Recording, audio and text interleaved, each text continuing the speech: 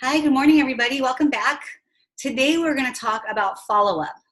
Now, this is a tricky one for a lot of people because it's not fun to have to call your friends or even people you don't know over and over again to help them make a decision if they want to join the business or join as a customer.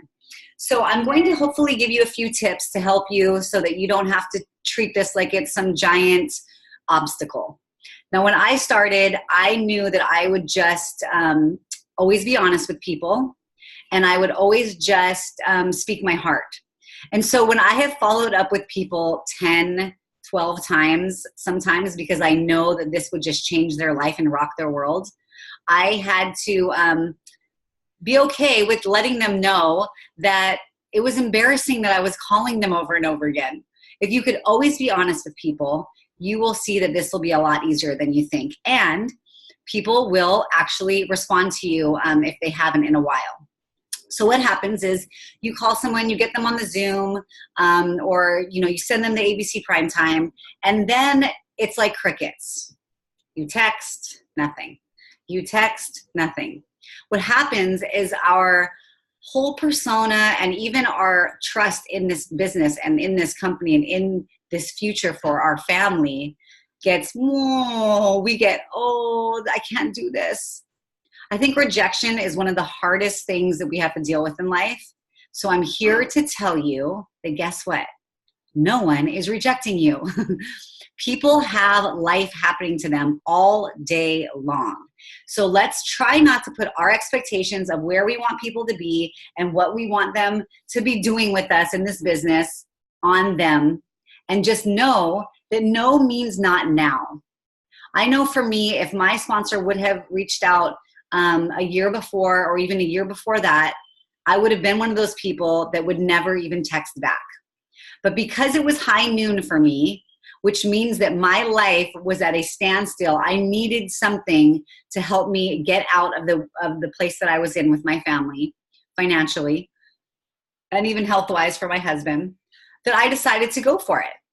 So just know that that's why it's great to have a very long database so that you can reach out to people, follow up with people, have the posture. The most important thing is you have the posture that you don't need people to join your business. The reality is that people need what we have. We have a present to offer, not only with their health, but also with their wealth. And if you can really wrap your head around that, and when you shoot that text and say, hey, when is good to follow up? When's good to chat more about this? And you know that you have a present to offer, it'll be a lot easier if they don't respond. Because the truth is, like I said, life happens to a lot of people. And most of the time, people aren't ignoring you. People aren't trying to, run away from you. They just are busy. That's how it is. Now, some statistics that really shook me up in the beginning and really got me to a place where I was able to follow up over and over again and be okay with it is that 5 follow-ups is the normal time where people sign up. It was something crazy, like 3% of people sign up on the first follow-up. I think it's 9% on the second, and then it gets higher and higher. So it was like 80 to 90% of people will sign up to do this with you or even to take the product on the 4th and 5th follow-up. Now, a funny story is I have a dear friend, Sheridan Pate, who is now a Pro 6 in our business, and I had to follow up with that girl 22 times. Now, she, even when I, have come back and we've laughed about it, didn't even remember getting the text most of the time because she was busy with kids and jobs and all of that. But I knew as a veterinarian and I knew as a person who loved to travel that this was a huge, huge opportunity for her. And of course, once she really did take the time to look at all the information, she was surprised and joined the business, and, the rest is history.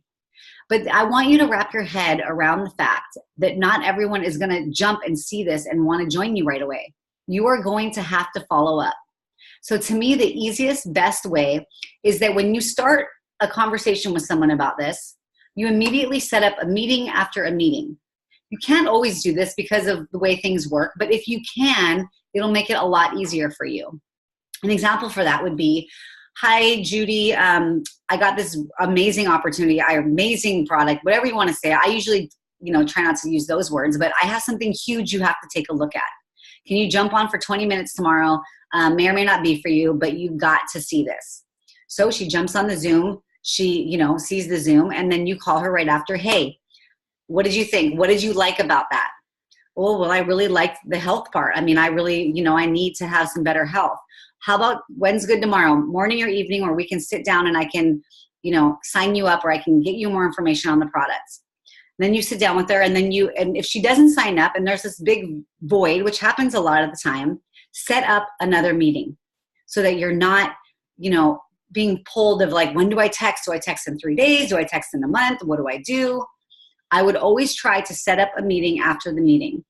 If it's for the business, what are your questions? Okay, well, I have this question and this question. Okay, tomorrow at 3 p.m. I have time.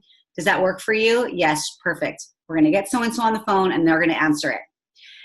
After you meet at 3 p.m. the next day, how are you feeling? Are you in? Are you out? What do you, more concerns? What's going on? And then you set up another meeting if she's not ready yet. I would always say, what I did was I would say, hey, I know now's not a good time. I'm so happy that you love your job and all of that. Is it cool if I check back in about a month to see how you're doing? Let them know that you're going to be following up. But these are all things that can help make it easier for you, because I believe that following up is the hardest thing. But unfortunately, only 3% of people follow up a fifth time. People feel like they're offending someone, or that they're stalking someone, so they don't follow up. And that is where all the signups happen.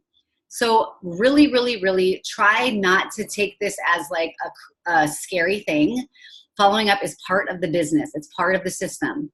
And wrap your head around the fact that only 3% follow up a fifth time, and 80 to 90% of people sign up on that fourth and fifth time. So I really hope that helps. And